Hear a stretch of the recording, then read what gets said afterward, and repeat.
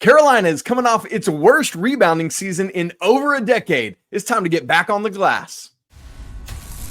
This is Tyler Hansbrough, and you're listening to Locked On Tar Heels. You are Locked On Tar Heels, your daily podcast on the UNC Tar Heels. Part of the Locked On Podcast Network, your team every day. Hey there, what's up? It's Thursday, July 17th, 2025. Welcome into the Locked On Tar Heels podcast, the only daily North Carolina show out there. I'm your host, Isaac Shade. You're joining me at the place to get your Tar Heels content every single day. It's all part of the Locked On Podcast Network. I want to thank you so much for making us your first listen or watch to get your Thursday going the right way. Special shout out to all the everydayers who are here, all the members of the Locked On Tar Heels Discord. That link's in the show notes. We'd love to have you. And the Locked On Tar Heels insiders. Come get next level with the show there. Joining me today is our good buddy and good friend, Coach Bill Robinson, the head coach of the Milligan University Buffaloes and a 2-decade veteran of Carolina Basketball School. This summer camp that Carolina puts on every year. Coach Rob, we talk about it all the time, has written this great book that came out in the past year, Carolina Basketball School, History, Stories, and Drills. It's a great thing. You need to get your hands on it. You can buy it on Amazon. If you want a signed copy, you can email Coach and get it from him directly. And as Coach and I record, 27 straight days of at least one book sold. Coach is so thrilled about that, and it's very well deserved, Coach. So happy for you. Really cool. All right, here's where we're going on the show today. Just got some fun kind of one-off topics for each segment. So we're going to start by looking at rebounding. It was way down last year after a long time of being among the nation's elite. And then I want to ask Coach a couple questions, kind of superlatives about this year's team. We often look at who is the expected guy to be a dude, but I want to know, after his time spent with the team recently at camp, who's a sleeper on this team? Somebody that just is going to come out of the woodwork and catch us all by surprise. And then we'll wrap by talking glue guy. Who's somebody on this team that's just going to hold all the pieces together? Maybe we'll nickname him Elmers or something like that. Be a lot of fun. So, Coach, let's start by talking rebounding. Let me give you the numbers, and then I'll ask for your assessment of it. We know that North Carolina historically is just known. Part of their DNA is that they rebound like crazy. Last year, though, Carolina dropped to 106th in the nation with 36.7 rebounds a game. Coach, prior to that, they had been top 10 nationally in each of the previous 8 seasons. 7th, 8th, 6th, 3rd, 2nd, 1st. That's crazy. And it's not like it was bad before that. They were top 20 for a whole bunch of seasons prior to that. In your opinion, before we look ahead to this year, was it just a lack of height? Was it desire? What was the issue last year that led to this massive drop in Carolina's total rebounding? Yeah, I think the lack of height definitely had a lot to do with it. I also think the pace of the game had something to do with it. Obviously, not playing as fast as they had in the past. They have to be able to find a way to get those the amount of opportunities they have, shot attempts. They have to go up. One of my favorite stories from Joe Holiday was talking about when they went to play Syracuse. They had a 3-pass max, where after the 3rd pass, they had to shoot it because they were such good offensive rebounders. And the zone kind of wants you to play slow and try to make it methodical and take you out of your pace. So literally on the 3rd pass, they had to shoot the ball, knowing they got so many, just a high rate of offensive rebounds that it was actually a better strategy to take bad shots, knowing you're going to get offensive rebounds, which will lead to layups and to kick out threes. So I think the pace of the game had something to do with it, obviously the size, and there has to be some accountability there too, with just that want-to skill of guys just wanting to go get it, and maybe we just didn't have that last year. Interesting. It's a great point about the tempo of it, because obviously total rebounding is not a tempo-free stat, right? Like, that is controlled by tempo. And so we have to be careful when we use counting numbers versus rebounding percentage. And so that's something certainly to be aware of. And that's a great point by Coach there. So, Coach, then let me ask you a big picture question about rebounding, and then we'll look ahead to this year. Some people want to say that rebounding is a really important thing, both defensive and offensive rebounding. Some people say that rebounding is wildly overrated and really doesn't matter that much if you're making shots or if you have a slower pace, you're not going to have as many. Where do you as a coach fall in that spectrum of the importance of rebounding? Yeah, the greatest thing is to get a defensive rebound, to finish a possession. There's a million ways to get a stop, but you have to get a stop. You got to be able to have rebound, and it's just vice versa. But it's a horrible feeling not to be able to get a defensive rebound, to have somebody, get 2 or 3 rebounds, 2 or 3 shot attempts in the same possession. Sooner or later, that one's going to go down. The next one's going to go down, and you could almost see it happening ahead of time. But I think it's very, very important. We do 5 different rebounding drills. Carolina does not. They just hold their guys accountable and say, if you miss a box out, then it's this punishment. Well, we really want to teach the skills ahead of time. We do 5 different ways. We don't want it to be boring. We want to have a different way of doing it every day. But we do work on it. We do really want to emphasize it. My personal philosophy is if we teach the technique and we go through the different ways to do it, it allows me to yell at you if you miss. It allows me to have punishment if you miss. So that's why we do it. It's just one of those Coach Williams philosophies that has gone down into Hubert, is that they don't believe you need to take the time to do it. Let's just make sure the guys box out. And part of that is they have managers and assistant coaches that can sit there and specifically watch only box outs or miss box outs and then make it punishment. We don't really have the staff to be able to do that, but I think that's part of the reason why it is different. But no, it's very, very important. I think it's a huge stat and something that we talk about an awful lot.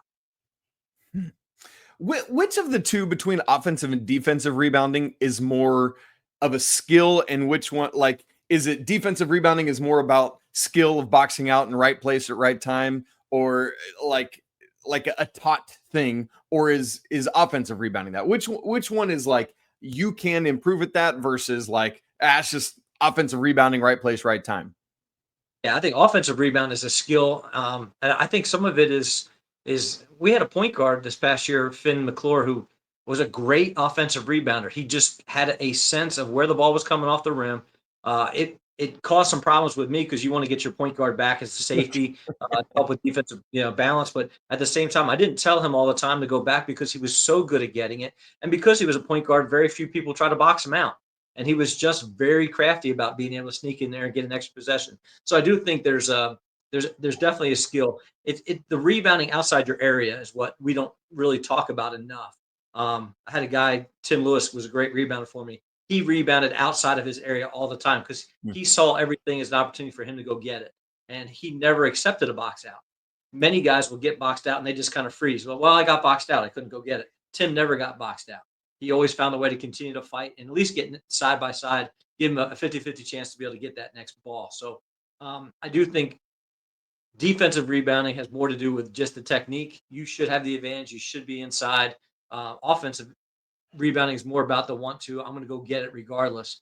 And I think it's much more dangerous, obviously, to get that offensive rebound because it leads to, I don't know, again, the percentage of shots that go in after an offensive rebound, but I would imagine it's very, very high. Yeah.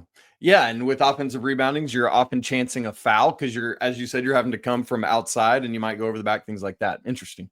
So, Coach, you've been around this year's team minus Luka, who wasn't there yet at camp. Does it feel like this is a team that will be more in the vein of last year's 106th ranked team in terms of total rebounds, or more back to what we are typically used to from Carolina?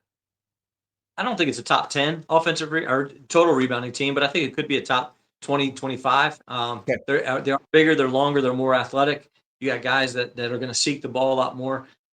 You got 2 guys in there with Caleb and Henri that they are so long that they will get rebounds outside their area just because they're able to tip it back to themselves. Henry's really good at that. He's so long and just tip it, and then he'll go back and get it with 2 hands. But I can see those 2 guys being really good rebounders, and I think Jarin's going to be a really good rebounder too because he's smart. He knows how to use his body. He can create opportunities for him to be able to go get it. So I do think they're going to be much, much better than they were last year. Probably not a top 10 team. Okay, I like that assessment. Now let's get a prediction out of you. When all is said and done in April of 2026, who will be Carolina's leading rebounder per game average this season? It's between Caleb and Henri, obviously. I think it's going to be Henri, and mainly not just because of his size. Big part of it is, but I think Caleb will get more shots, and I think you'll see Henri getting offensive rebounds on that backside, and I think you'll see him be able to get you know, more defensive rebounds with other guys boxing out and just letting Henri go get it. And I know that's a skill too. We've talked about that in the past, but when you get three or four guys all boxing out, it's the biggest guy that goes and gets it. And I think Henri will do that. I can see him averaging between 8 and 10 and on a very consistent basis, you know, somewhere in that 4 offensive rebounds and 5 or 6 defensive rebounds a game is something I can see him, you know, fairly conservatively being able to do that. Would you think, because of Caleb's superior athleticism, do you think Caleb would trump him in offensive rebounds, or do you think Henri, just with his length and size, would win that battle as well? Caleb's a scorer, and scorers score, and they get the ball many different ways. And for him to be able to get the ball through offensive rebounds, I think he's maybe more motivated to get offensive rebounds than defensive rebounds. I know that doesn't sound particularly good from a coach's perspective, but there are some guys that they have a little different motivation, knowing that if they get that offensive rebound, it's going to lead to a bucket, lead to a foul, lead to free throws. And I could see him doing that. I could see him maybe leading the team in offensive rebounds just because he wants it even more. Yeah. Interesting stuff. Well, we typically know who's going to be the dude on a team. In this case, we've talked a lot about Caleb Wilson, for example. But so often, one of the guys that really helps a team find its ceiling, find its potential, is the sleeper who comes out of the woodwork and takes us all by surprise. I want to know who coach's pick for that role is on this team, and we'll get to that in just a second. And we'll do that right after I tell you about FanDuel. Summer sports are in full swing, and whether you're all about baseball under the lights, golf on the green, or high-stakes soccer action, FanDuel is the best way to make everything more exciting. You're already following the action, so why not just take it up a notch, make it even more thrilling? Well, with FanDuel, you can get in on the game while your friends are off at the beach getting sunburned. You can use FanDuel to track your favorite matchups, and the app keeps it fresh every day with new promotions and fun ways to bet. It's easy to use, it's fast to pay out, and makes even regular season games feel like must-watch events. So whether you're placing a same-game parlay or you're letting it ride into the ninth inning, FanDuel makes it feel like you're always part of the action. In fact, FanDuel has just rolled out their Wooden Award odds for this upcoming season. Caleb Wilson kind of being slept on a little bit. Coach Pat Kilby and I talked about that yesterday. He is plus 10,000 to win the Wooden Award. If you think Caleb Wilson might take the world by storm, man, get in on that action. If you're new to FanDuel, great. New customers can bet $5, and if that bet wins, you get $150 back in bonus bets. So open the FanDuel app today or check it out online at FanDuel.com/lockedon to get started. Coach, obviously you've had the opportunity to be around this team, as we've said multiple times in the last couple of weeks, other than Luka Bogavac, who we continue to wait on. But one of the things I want to look at is, you know, when you see a team, it's like, that's the dude. He's the one that's going to take this team by storm. But always lurking, man, there's some sleepers, guys that just you maybe don't expect to come out and have a massive year. I think back to like Luke May's breakout year, his junior year, the year after he hit the Kentucky shot, was just like, what on earth? Where did this dude come from? And so if you were looking at this year's roster and had to project someone like that, who are you going with? Yeah, my sleeper guy is Derek Dixon. I was really impressed with him. And again, it's got to be a position that I think you're going to get maybe some more minutes that you weren't expecting to get minutes from. I don't think there's a whole lot of minutes at the 4 and the 5. And with Luka coming in, I don't think there's a whole lot of minutes at the 3. It's just going to play a lot at the 2. So I think that's the spot. I think Derek could come in and he could get some minutes, maybe do some really special things and have his minutes go up. So I do think that he's competitive. He can shoot it. He can do all the little things you want for a point guard. He can guard the other guy. He can stay in front of the ball. He can lead a team. He can make shots. And I can see him fighting for minutes at the 1 and surprising some people and maybe having some games where he's very, very productive. So he's the sleeper. I don't think anybody really expects him to do a ton right away, but I think he could do some very, very positive things to get him more minutes along the way.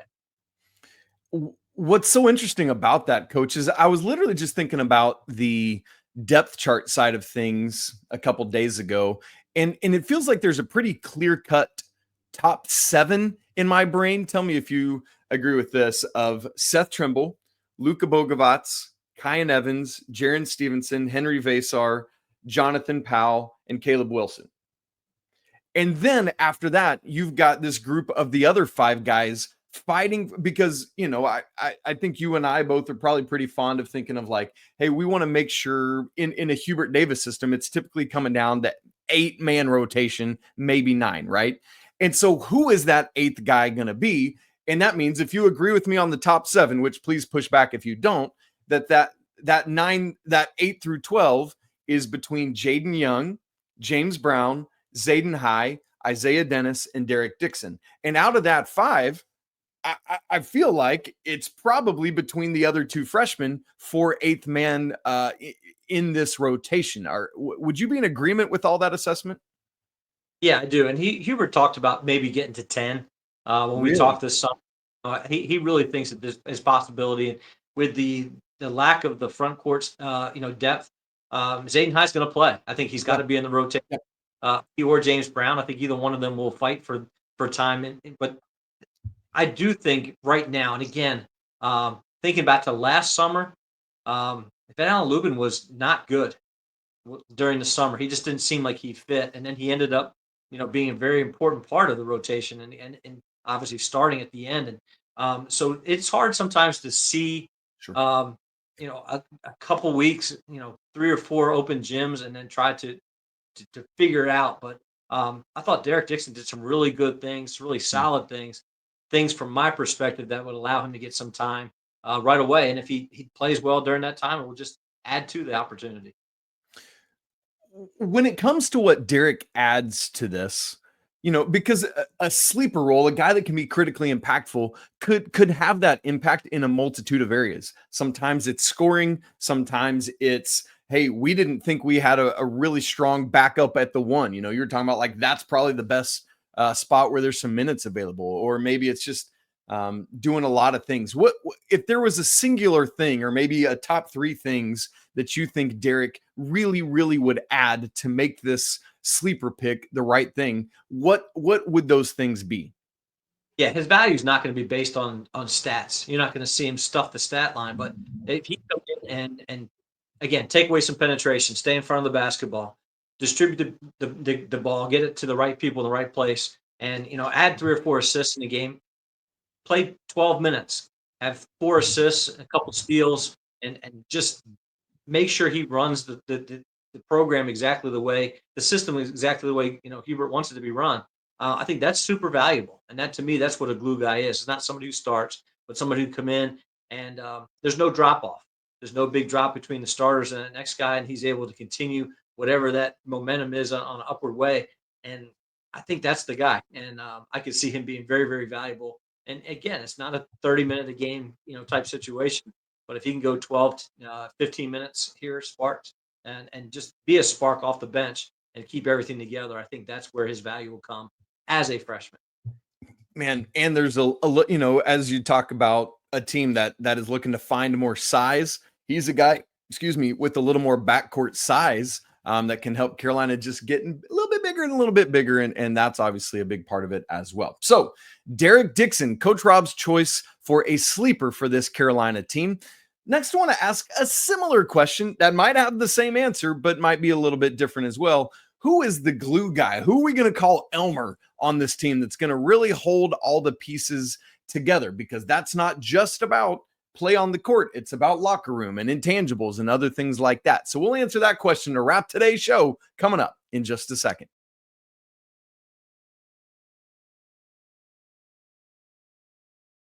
Coach, it's time to talk about horses. Because if I remember correctly, that's where glue comes from, which is the weirdest thing that I've ever heard. Is that right? Am I thinking correctly here? Yeah, it's strange, but that's what at least that's what historically we think about it. Man, I don't know. I'm always messy with glue. I much prefer a glue stick to the liquidy stuff because good grief, I don't know, Coach. I'm not meticulous enough. Anyway, what we need in Carolina is a meticulous guy who can be any kind of glue gun, glue stick, rubber cement. I don't care what it is. Who's going to be the guy that holds it all together for this team? It could be about leadership. It could be about play on the court. It could be about doing it right in the classroom. It could be about weight room. Who's somebody that connects all of those pieces together to help this team do what it needs to do? To me, it's Kyan Evans. I think Stevenson first came to my mind, but it's hard to have a glue guy with somebody who maybe doesn't handle the ball as much and be in a leadership role. But as a point guard, you have to have somebody who brings everybody together and makes everybody else better first. And I think that's what Kyan Evans. I think that's what his mentality is. He'll be a leader. He'll have the ball in his hands. I think he'll allow the freedom to be able to play the way he wants to play in Hubert's system. But I do think he's going to have a bigger impact than maybe we initially thought. He can shoot it. He can lead. He can distribute. He can defend. And I think that's what your glue guy has to be able to do. He's got to make everybody else better, be able to keep everybody together. And when bad things happen, he's also got the maturity and experience of being there and doing that. I don't think you can do that as a freshman. I don't think a glue guy can be, somebody who hasn't played in a college game yet. So I think it's important for him to be able to be that guy to keep everybody together.